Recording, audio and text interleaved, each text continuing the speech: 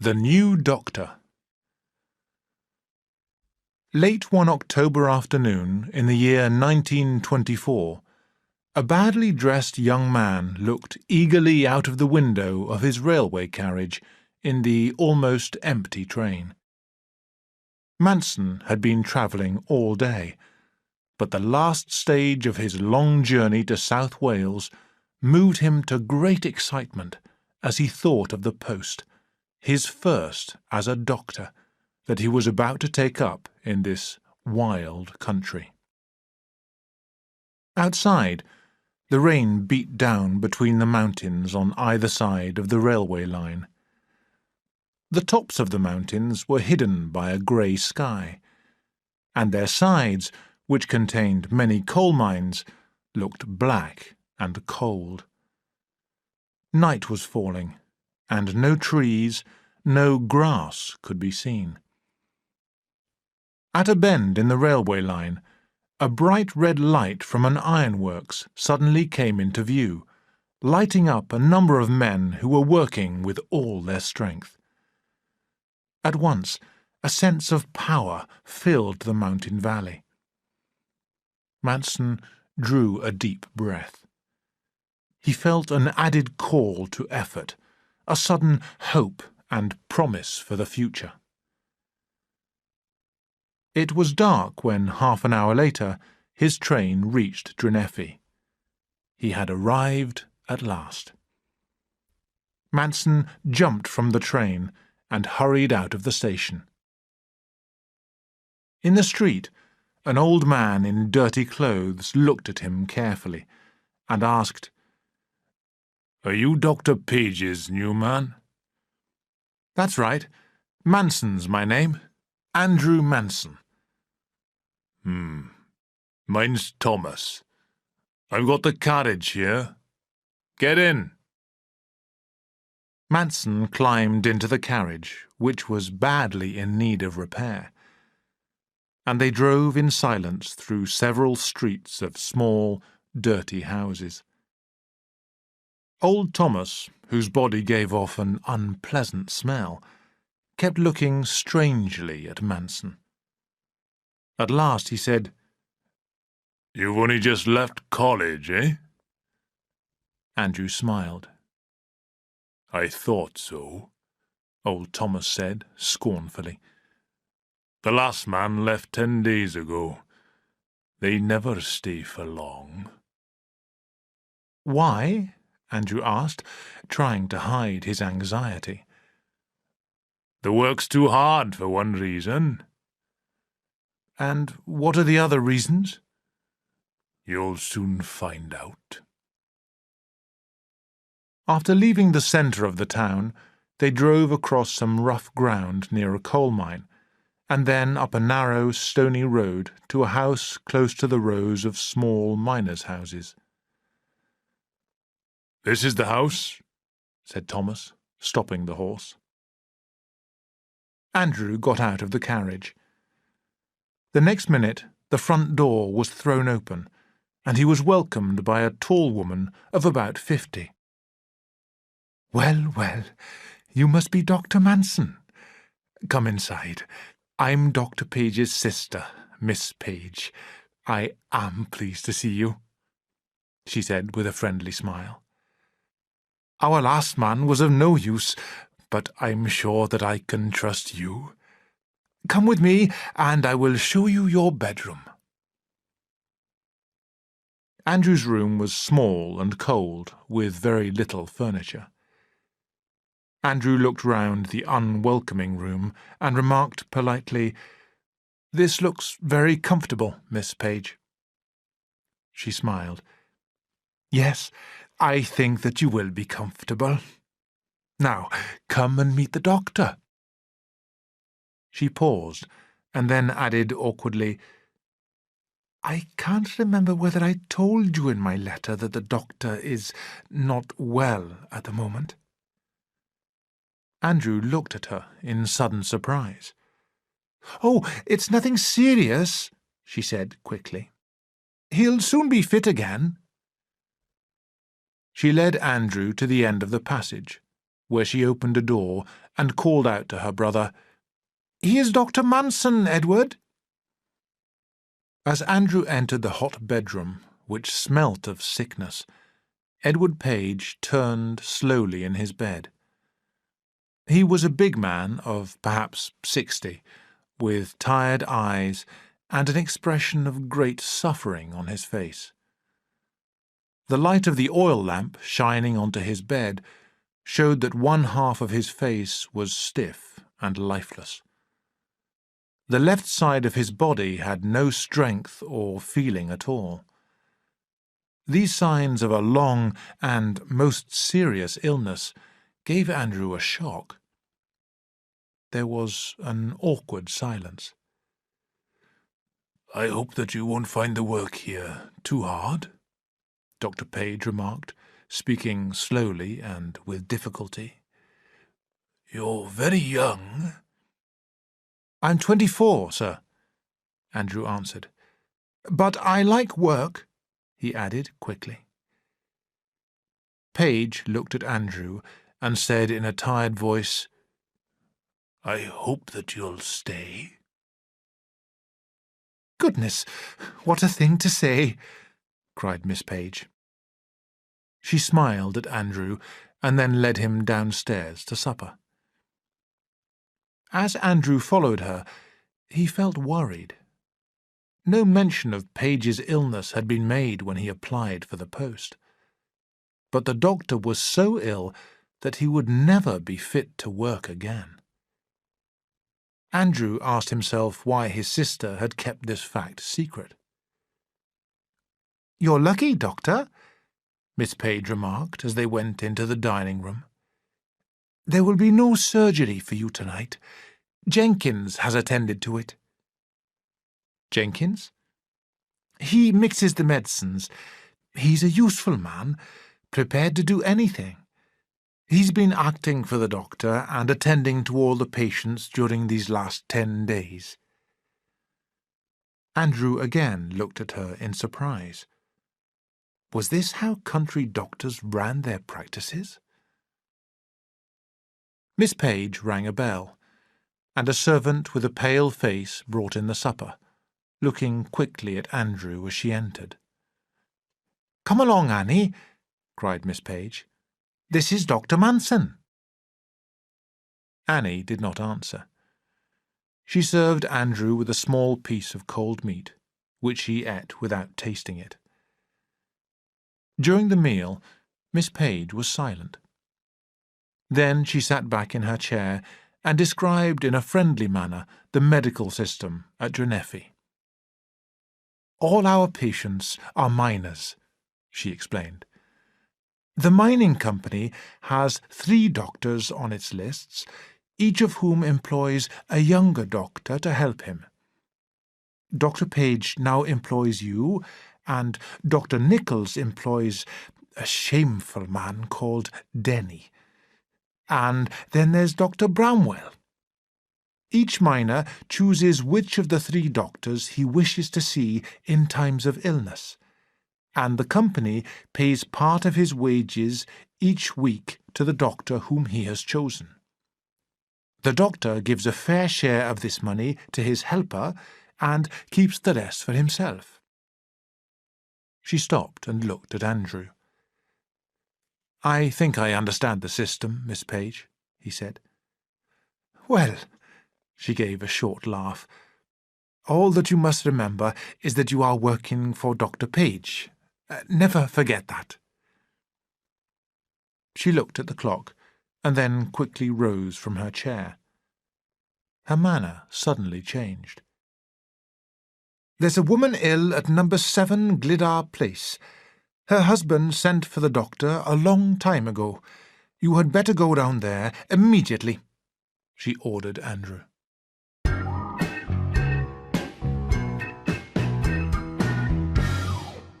Chapter 2. Fever. Andrew went out at once. He was eager to begin. This was his first case.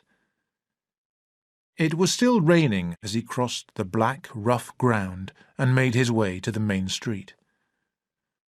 Darkly as he walked, the dirty town took shape before him. Shops and ugly churches, large and cold, filled the street. The sense of being buried deep in the valley of the mountains made Andrew tremble. There were few people about. Beyond the shops and churches, on both sides of the street, were rows and rows of houses. And at the far end of the town, lighting up the watery sky, were the Dreneffi mine workings. Andrew reached number 7 Glidar Place. He took a deep breath and then knocked at the door. He was admitted at once to the kitchen, where the patient lay in bed. She was a young woman, the wife of a miner named Williams. As Andrew went over to her bed, he suddenly felt a great sense of responsibility. He was alone. He must find out what was wrong with the woman and cure her, with no other doctor to advise him. While the husband waited and watched in the cold, dark room, Andrew examined the woman with great care. He could see that she was ill, very ill. But what was the cause of her illness? Andrew could not discover the answer. He felt very anxious. His first case. He must not make a mistake. He examined the patient a second time, but he still did not know what was wrong with her. At last he turned to her husband and asked, "Did she have a cold?" "Yes, doctor. 3 or 4 days ago," Williams answered eagerly. Andrew, trying to appear confident, said cheerfully, "Then I'll soon make her better. Come to the surgery in half an hour. I'll give you a bottle of medicine for her." He quickly left the house and walked back in the rain to the surgery, an old wooden building in Page's garden. He lit the gaslight and walked up and down the room, trying to think of any illness from which the woman might be suffering. He knew that it was not really her cold that had made her ill. She had something far worse wrong with her. Feeling very annoyed with himself for his stupidity, he took some bottles from a shelf and mixed a medicine. He had just finished this and was putting the woman's name and address onto the bottle when the surgery bell rang. Before Andrew could answer this, the door opened, and a short, powerful man of about 30 walked in, followed by a dog. The man, who wore an old suit of clothes and dirty shoes, looked Andrew up and down. At last he spoke. "I saw a light in your window as I was passing by, so I decided to come in and welcome you. I'm Denny, employed by the great Dr. Nichols." Philip Denny lit his pipe, threw the match onto the floor, and walked forward. He picked up the bottle of medicine, smelt it, and then put it down again. "Excellent," he said. "So you've begun the good work already. Medicine every 3 hours, the usual nonsense. When in doubt, give medicine." There was silence in the wooden building. Suddenly, Denny laughed. "Why have you come here?" he asked. By this time, Andrew's temper was rising. He answered angrily, "I want to turn Dreneffi into a famous medical centre." Again, Denny laughed. "Clever, clever, my dear doctor." Then suddenly his manner changed. "Listen, Manson," he said. "There are 1 or 2 things about this place that you ought to know. The medical system at Dreneffi is very bad. There's no hospital, nor anything else that a doctor needs. The place is so unhealthy that people often die of fever, usually through drinking the bad water.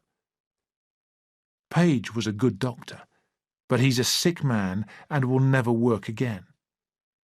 Nichols, my employer, thinks only about making money. And Bramwell, the other doctor in the area, knows nothing. And I drink too much. I think that's all. Come, Hawkins, we'll go. He called the dog and moved heavily towards the door. There he paused, took another look at the bottle of medicine, and then added, I advise you to consider typhoid fever in Glidar Place. The door closed noisily, and Denny and the dog disappeared into the wet darkness. Andrew slept badly that night. Denny's remark had raised another doubt in his mind. Was it typhoid? As he lay in bed through the long night, Andrew asked himself if he knew anything at all about the profession of medicine. Next morning, he ate his breakfast quickly and then went to the surgery. Jenkins was already there, mixing the medicines. There's no need to come here so early, Doctor, he said. I can give the men their medicines and sick notes. It's not necessary for you to see them. Thank you, but I wish to see them, Andrew answered coldly. He paused and then asked quickly, What are you putting into those bottles? Jenkins smiled. Water, Doctor. I colour the water to make it look like medicine. The patients don't know. They think it makes them better. After the morning surgery, Andrew drove with old Thomas to Glidar Place. He called at number 7 and then visited 6 other houses where people were now complaining of headaches and sickness. In each case, Andrew found definite signs of fever. He realized with sudden fear that the fever was already spreading. He decided that he must speak to Dr. Page at once. Dr. Page, what's the best thing to do with cases of typhoid fever? He asked. Page replied with closed eyes. Fever has always been difficult to deal with. I advise you to telephone Griffiths, the area medical officer. He paused. But I'm afraid that he's not very helpful. Andrew ran down to the hall and telephoned Griffiths. Hello? Hello, is that Dr. Griffiths? After a short silence, a man's voice answered, Who wants him? This is Manson of Dreneffi. I work for Dr. Page. I have several cases of typhoid fever. I want Dr. Griffiths to come here immediately. I'm sorry, but Dr. Griffiths is out, on business. When will he be back? Shouted Manson. I don't know. But listen. But the speaker at the other end had gone. Manson swore loudly. Turning round, he saw Annie, the servant, beside him.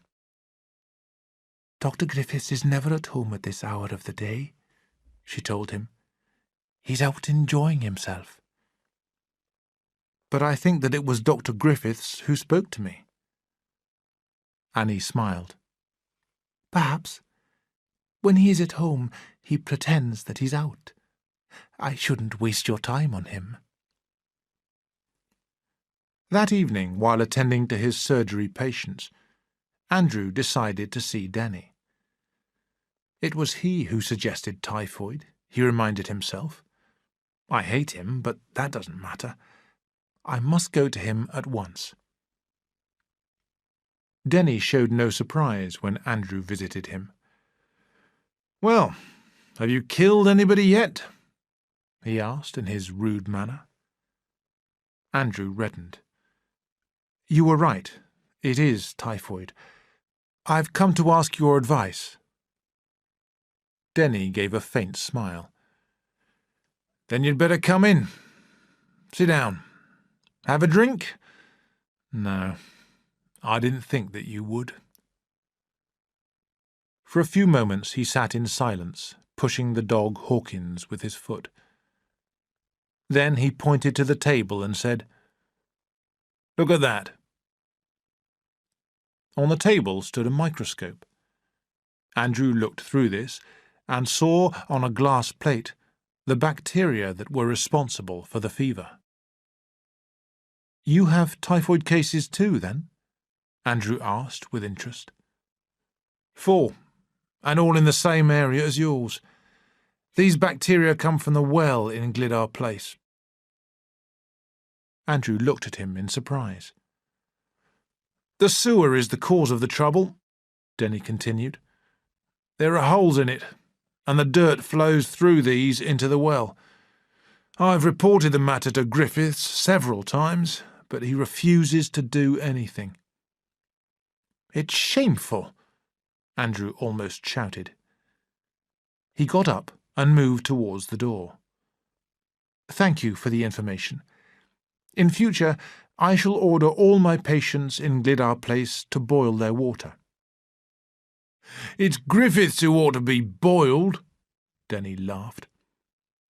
"We shall probably have to see more of each other before this situation improves. Come and see me any time that you can bear it." Going home by Glidar Place, where he left orders regarding the water, Andrew realised that he did not hate Denny as much as he thought.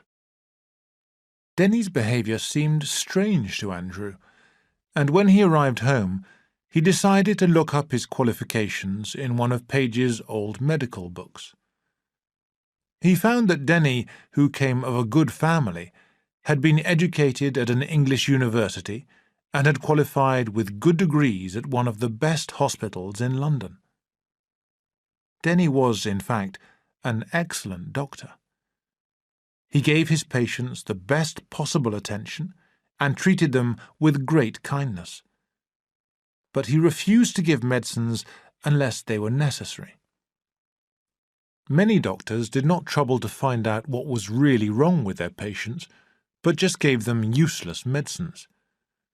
This made Denny bitterly critical of medical practice and accounted for his strange behaviour at times.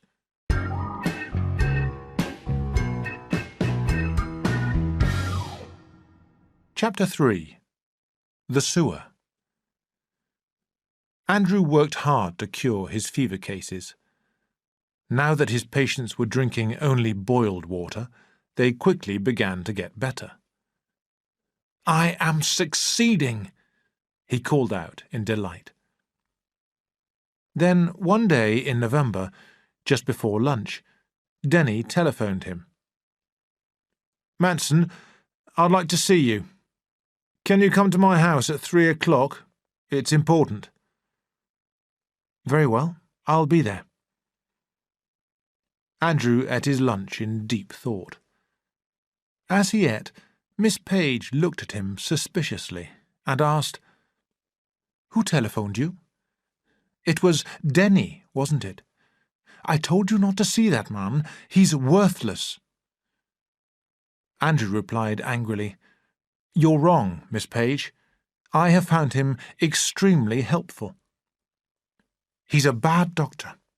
He refuses to give medicines. He's so rude, too.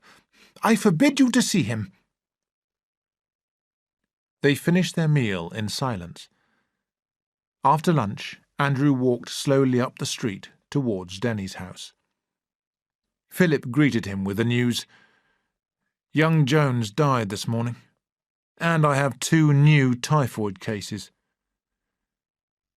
Andrew looked down at the floor in sympathy, hardly knowing what to say. "Don't look so pleased about it," Denny said bitterly. "You like to see my cases get worse while yours get better, but if that sewer—" "No, no," Andrew interrupted. I'm sorry. Honestly, I am. We must do something about the sewer. We must write to—" "It's no use writing letters," Philip cried. "There's only one way to make them build a new sewer." "What's that?" "Blow up the old one." Andrew was not sure if Denny had gone mad. "But you're not being serious?" Denny looked at him with scorn. "You needn't help me if you don't want to." "Oh, I'll help you," Andrew promised. All that afternoon, while visiting his patients, Manson wished he hadn't made the promise. Denny's plan was too risky. If they were discovered, they would both be dismissed from their posts. Andrew trembled at this thought. He was angry with Philip, swore a number of times that he would not go. But for some reason, he could not break his promise. At 11 o'clock that night, Denny and he set out with the dog Hawkins. It was very dark and wet, and a strong wind blew the rain into their faces. The two men, each of whom carried explosives in his coat pockets, walked quickly along the empty streets. When they reached the sewer in Glidar Place, they broke open the lid, which had not been lifted for many years, and then shone a light inside. "Nice, isn't it?" said Denny. "See the holes in the wall? Look, Manson. Look, for the last time." No more was said. They placed their explosives inside the sewer, put back the lid, and then ran up the street. When they were only about 25 meters away, there was a loud explosion. "We've done it, Denny," Andrew said excitedly. 5 more explosions followed, the last so loud that it could be heard all down the valley. "There," said Denny.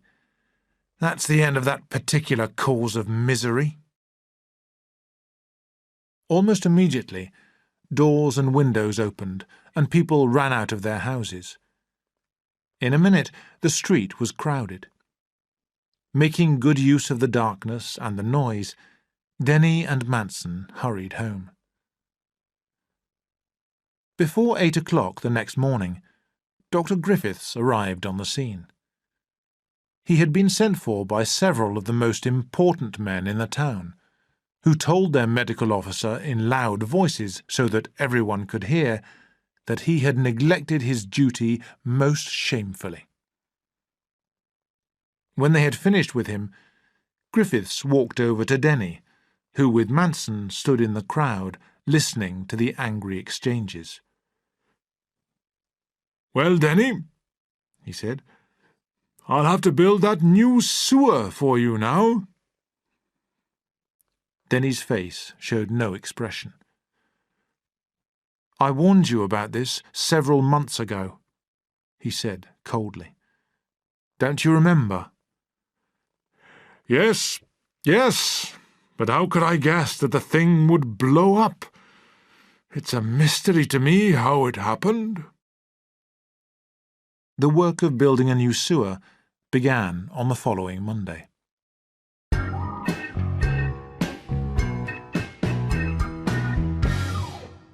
Chapter 4. A Visit to the School. It was 3 months later, and Andrew was beginning to like the dirty old town and its strange but kind people. Feeling extremely happy, he went out one afternoon to see a small boy of 9, whose name was Joe. He was not very ill, but as the family was poor, his illness seemed likely to give the boy's mother a lot more work. At the end of his visit, Andrew remarked to her, "You must still keep his brother home from school, I'm afraid." Joe's mother looked at him in surprise. "But Miss Barlow said that I needn't keep him at home." Although he was sympathetic, Andrew felt annoyed. "Oh, and who is Miss Barlow?" he asked.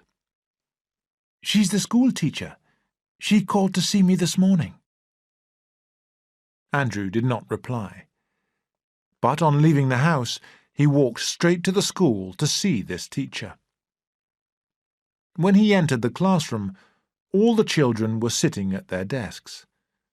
Miss Barlow was facing away from him and did not notice him at first. Then, suddenly, she turned round.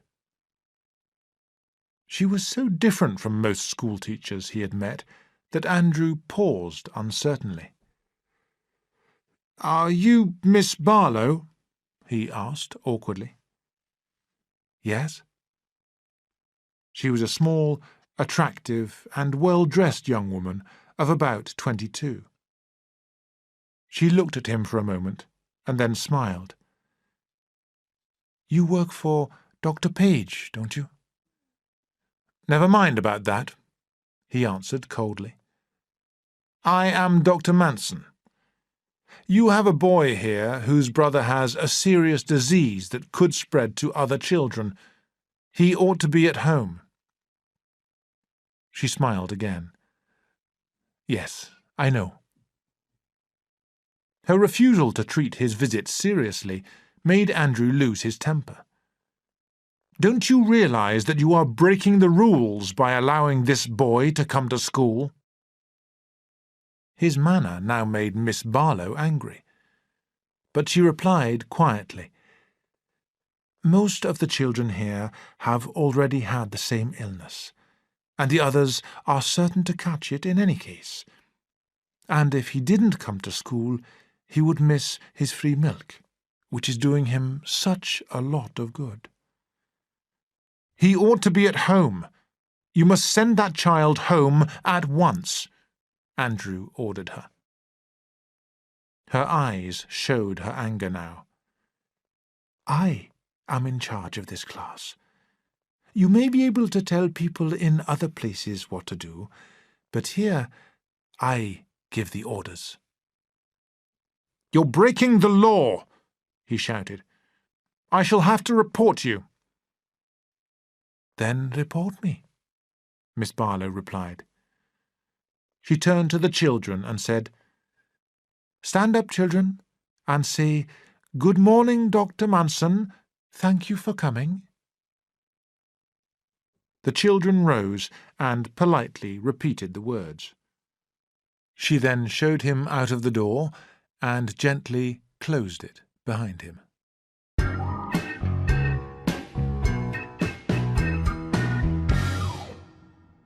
Chapter 5. Christine. Manson wrote several letters, but he tore them all up again. He felt angry with himself because he had lost his temper. He decided not to report the schoolteacher. He tried to forget the matter, but he could not dismiss Christine Barlow from his mind. 2 weeks later, when he was walking down the street, Mrs. Bramwell called out to him, "Oh, Dr. Manson, I want to see you. Will you come to dinner tonight? I've invited 3 other very nice people, Mr. and Mrs. Watkins from the mine, and the schoolteacher, Christine Barlow." Manson's face lit up with pleasure. "Well, of course I'll come, Mrs. Bramwell. Thank you for asking me." For the rest of the day, he could think of nothing but the fact that he was going to meet Christine Barlow again.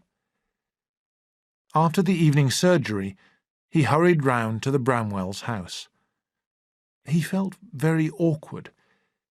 He did not dare even to look at Christine during dinner, and he did not address a single remark to her after the meal. He wanted to speak to her, but he did not have the courage to do so. But when the dinner party ended, he spoke to her as she was leaving the house. "Miss Barlow, may I take you home?" he asked. "Thank you, but Mr. and Mrs. Watkins have already offered to take me," she told him. Andrew felt very disappointed. "I want to say that I'm sorry," he said suddenly. "I behaved very badly. Your decision about that boy was right. I admire you for it. Good night." He did not wait for her answer. He turned round and walked down the road. For the first time for many days, he felt happy. Andrew had never been in love before. He was afraid to fall in love, afraid that it might get in the way of his work. But he could not control his feelings for Christine. He wanted with all his heart to see her again. Then, one day in May, he received a note from her inviting him to supper. On the following evening, he almost ran to the house where Christine lived. He arrived early, before the Watkins, who had also been invited. Christine gave him a warm welcome. He was so pleased that he could hardly speak. "It's been a lovely day, hasn't it?" he said, as he followed her into the living room. "Lovely," she agreed. "I went for such a nice walk this afternoon." She sat down. How nice it was to be here with her. Her room, full of her own possessions, was pleasant and comfortable. He felt relaxed and began to ask her questions about herself. She answered him simply. Her mother had died when she was 15, and 4 years later, her father and brother had been killed in an accident in their coal mine. Now she had no relatives. "People were kind to me," she said. "Mr. and Mrs. Watkins were especially kind. I came to work at the school here." She paused. "But I'm like you. I still feel strange, a little lonely here." He looked at her. "It's easy to feel lonely here. I often wish that I had somebody to talk to." She smiled. "What do you want to talk about?" He turned red. "Oh, my work, I suppose. I seem to have so many problems," he explained. "Do you mean that you have difficult cases?" "No, not really." He paused. "When I came to Drenefi, I imagined that a doctor's life would be very pleasant, but now I am discovering that it is far from that. The system is all wrong. For example, a patient comes to the surgery for a bottle of medicine and is given coloured water. It isn't right. Doctors don't take enough trouble to find out what is wrong with a patient before treating him. They are always in such a hurry." Christine was about to answer when the doorbell rang. She rose, saying, "I hope that you will tell me more about this another time." Mr. Watkins and his wife came in, and almost at once they sat down to supper. It was a good meal, and nicely served. After supper, Mr. Watkins told stories which made them all laugh. The evening passed quickly. When Andrew looked at his watch, he saw, to his surprise, that it was nearly 11 o'clock. Sadly, he rose to leave. He thanked Christine, who went with him to the door. "Please, can I see you again?" He paused. "Will you... Christine, will you come out with me one evening?" She smiled. "Well, I might." He wanted to kiss her. He held her hand for a moment, turned, and ran down the path on his way home. Oh, she was a lovely girl. And he had called her Christine.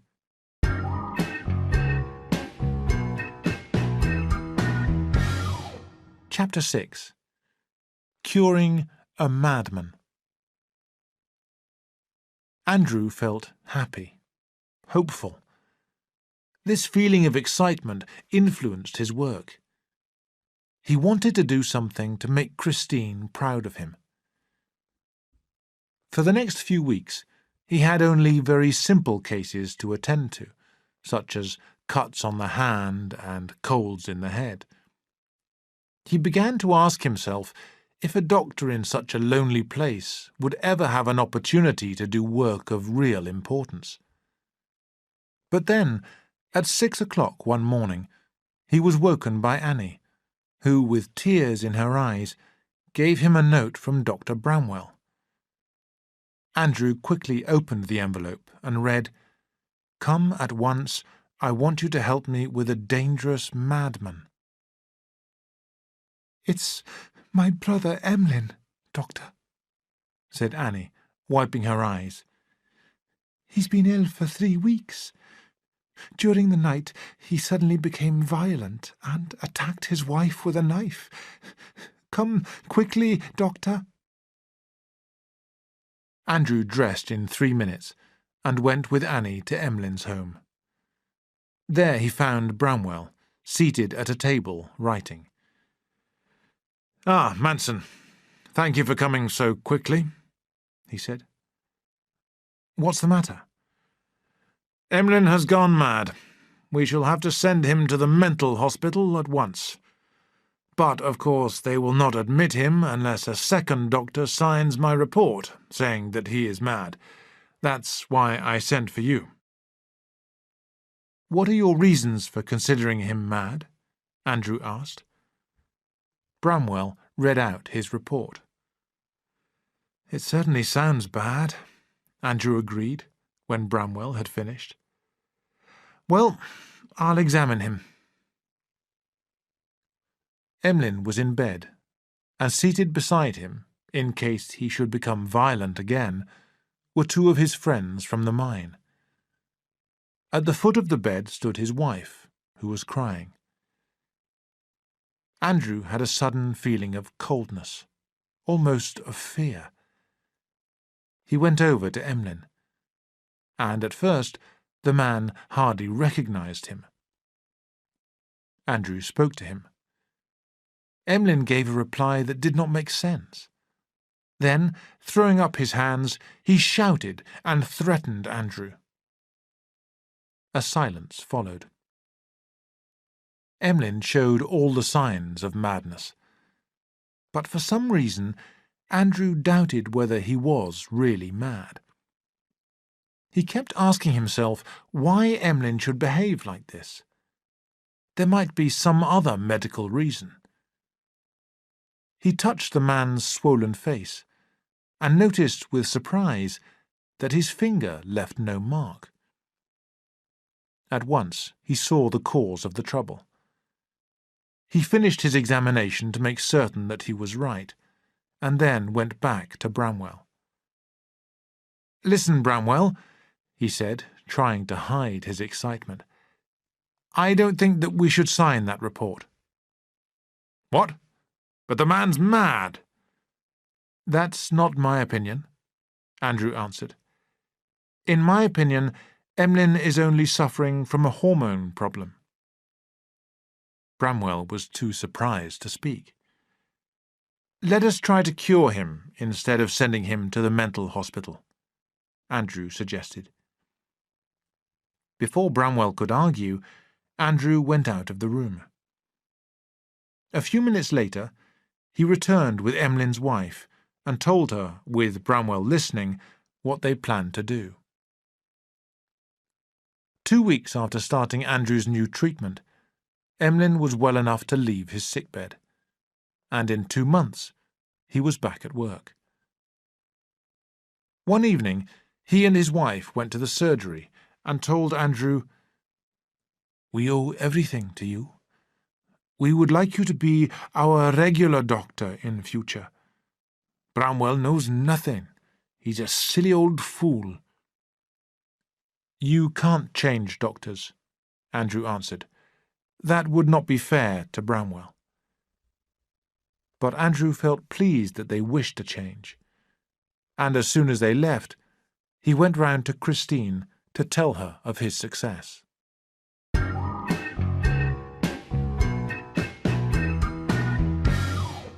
Chapter 7. Freddie Hampson. In July, an important meeting of British doctors was held in the Welsh capital, Cardiff.